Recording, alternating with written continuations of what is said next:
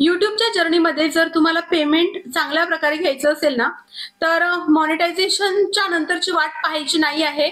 तर तुम्ही ज्या क्षणी काम करायला सुरुवात करता युट्यूबवर, तेव्हाच ह्या सगळ्या गोष्टी तुम्हाला रिअलाइज करून घ्यायच्या आहेत की तुम्हाला कोणती गोष्ट पुढे घेऊन जाणारी आहे आणि पुढे गेल्यानंतर तुम्हाला कोणकोणते प्रॉब्लेम येऊ शकतात पेमेंट रिलेटेड. अल्टिमेटली हा सगळा जो खेळ चाललेला आहे ना युट्यूबवर काम करण्याचा किंवा पुढे जाण्याचा मॉनिटायझेशनचा, तो सगळा एकाच गोष्टीवर येऊन थांबतो. ते म्हणजे मॉनिटाईज झाल्यानंतर आपल्याला जी अर्निंग होत असते आपल्या व्हिडिओ थ्रू, ज्या ऍड लागतात, तर ती जी अर्निंग आपल्याला मिळते ती कशा प्रकारे आपण मॅक्झिमाइज करू शकतो.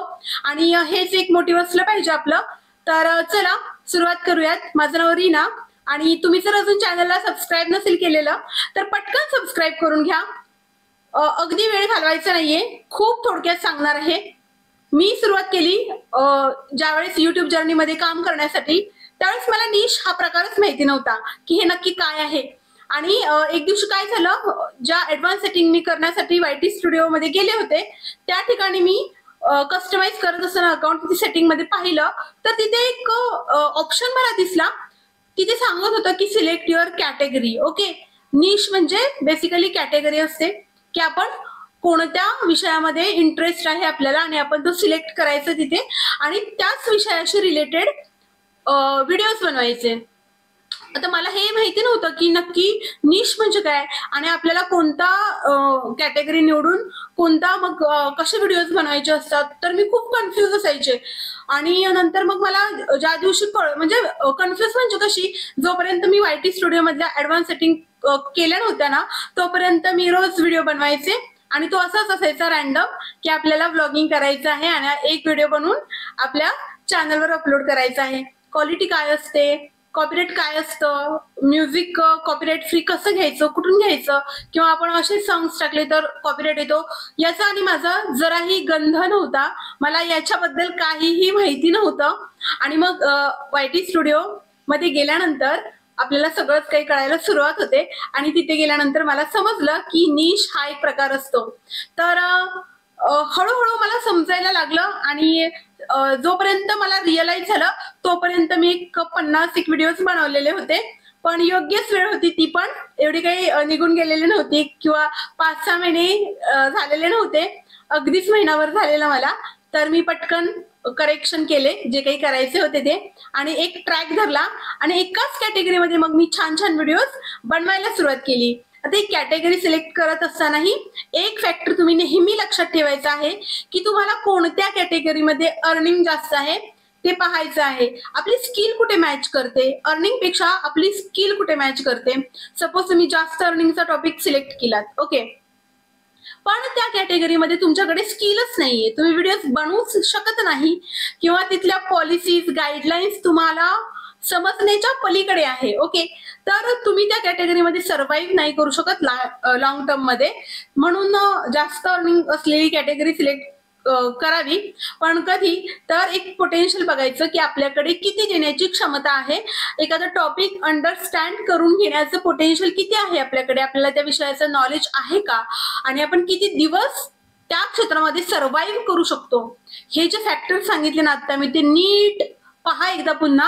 आणि या सगळ्या गोष्टी ज्या मी सांगितल्या त्या अशाच नाहीयेत, लिहून काढा, तुम्हाला त्यांचं म्हणजे काय महत्व आहे ते कळेल, जाणून घ्या आणि मग तुमचा एक निश सिलेक्ट करा. तर निश म्हणजे काय ते कळलं आहे का तुम्हाला? आता ह्याचे काय बेनिफिट आहेत ते पण सांगते मी तुम्हाला. पण निश सिलेक्ट करत असताना आपल्या इंटरेस्ट नुसार करायचा. कुणाचं पाहून, कुणाचं ऐकून किंवा कुणी सांगितलं म्हणून ते करायचं नाही आहे आपल्याला, ठीक आहे.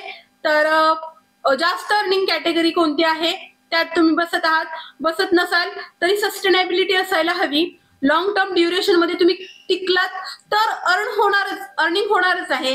तर आपण म्हणतो ना की हाय रिस्क जे म्युच्युअल फंड्स वगैरे असतात त्याच्यामध्ये इन्व्हेस्टमेंट करणं थोडंसं रिस्की आहे, पण जे मीडियम रिस्क वाले असतात किंवा ज्याच्यामध्ये रिस्कच नसते अशा ठिकाणी आपण इन्व्हेस्टमेंट करण्याचा प्रयत्न करतो.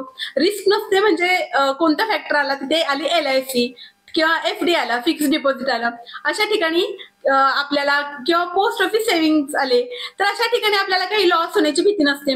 तर असंच आहे काहीच या ठिकाणी की एक सेफर साईट म्हणून एक मीडियम कॅटेगरी जी तुम्हाला योग्य वाटते, तुम्हाला येते आणि तुम्ही त्यात जास्त एक्सप्लोर करू शकता, स्वतःला प्रेझेंट करू शकता लोकांसमोर. तुमच्या त्या व्हिडिओतून पण व्हॅल्यू मिळाली पाहिजे लोकांना.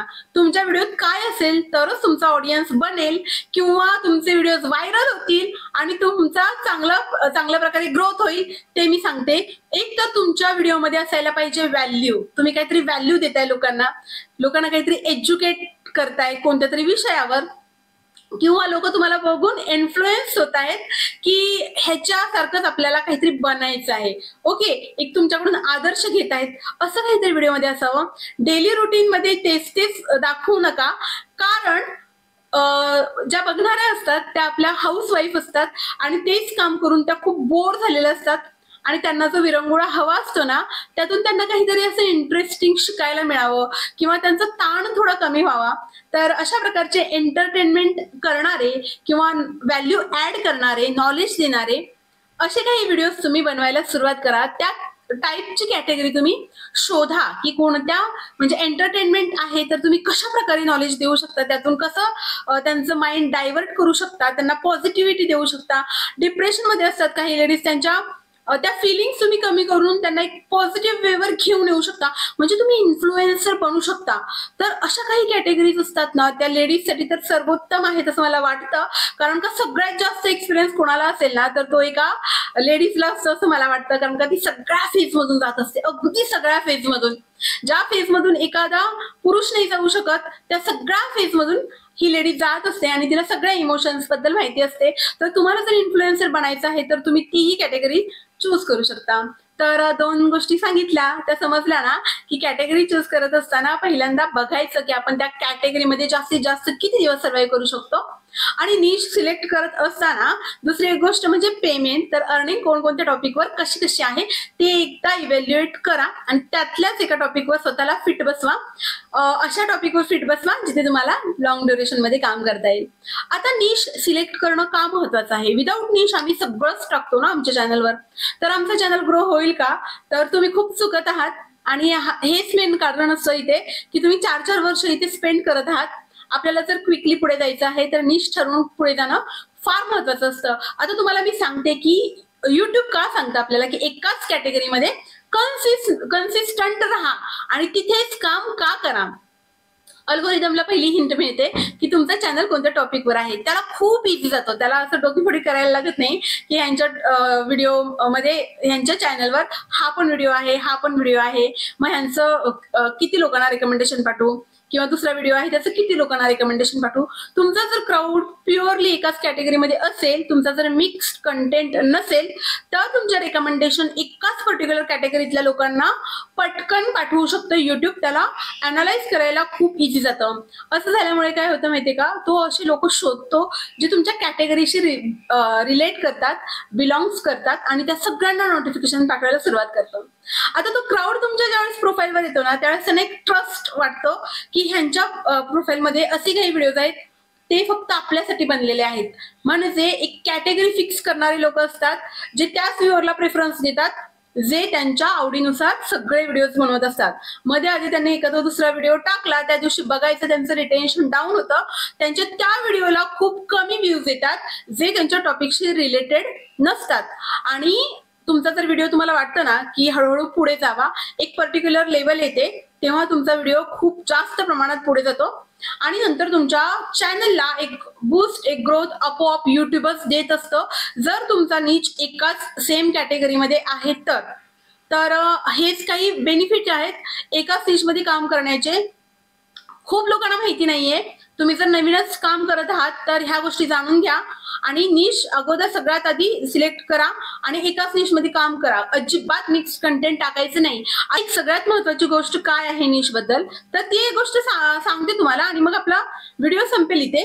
तर ब्रँड कोलॅबोरेशन्स जे असतात ना, ते मी प्रत्येक वेळी सांगते तुम्हाला, अर्निंग डोळ्यासमोर ठेवा. फक्त मॉनिटायझेशनच आपलं काम नाहीये, ध्येय नाहीये. आपण इथे सगळेजण या रेसमध्ये धावतायत ना, मी बघते प्रामुख्याने ते फक्त मॉनिटायझेशनसाठी काम करत आहेत. पुढचा ग्रोथ, आपल्याला किती वर्ष या प्लॅटफॉर्मवर राहायचे, 2 वर्ष राहायचे, 3 वर्ष, 5 वर्ष, 10 वर्ष, पुढचा विचार कोणी करतच नाहीये. प्रत्येक जण धावतोय ना, तो फक्त 4000 वॉच टाइम, 4000 तासांचा वॉच टाइम कसा कम्प्लीट होईल त्या एकाच रेसमध्ये सगळे धावत आहेत. आणि हळूहळू विचार करून जे पुढे चाललेले आहेत ना, त्यांना ग्रोथ लवकर मिळत नाहीये, पण त्यांना जो ग्रोथ मिळतो ना तो लॉंग टर्म टिकणारा असतो. नोट डाऊन करून घ्या तुमच्या डायरीमध्ये. जर मी काही चुकीचं बोलत असेल तर. मला स्वतःला या गोष्टीचा एक्सपिरियन्स आहे. तुम्हाला माहितीये का, तुम्ही जर एकाच निच मध्ये काम केलं ना तर तुमचं प्रोफाईल ज्यावेळेस मॉनिटाईज होणार, ऍडव्हर्टायझर ज्यावेळेस तुमच्या चॅनलवर येणार तर स्वतःहून ते तुमच्याकडे येतील, तुमच्या चॅनलवर ऍड देतील. ब्रँड कोलॅबरेटर स्वतःहून तुम्हाला कॉन्टॅक्ट करतील, कारण का त्यांचं बेनिफिट आहे. त्यांना त्यांच्याच कॅटेगरीमधला, एकाच कॅटेगरीमधला खूप मोठा क्राऊड तिथे मिळणार आहे जो व्हॅल्यू ऍडेड असणार आहे.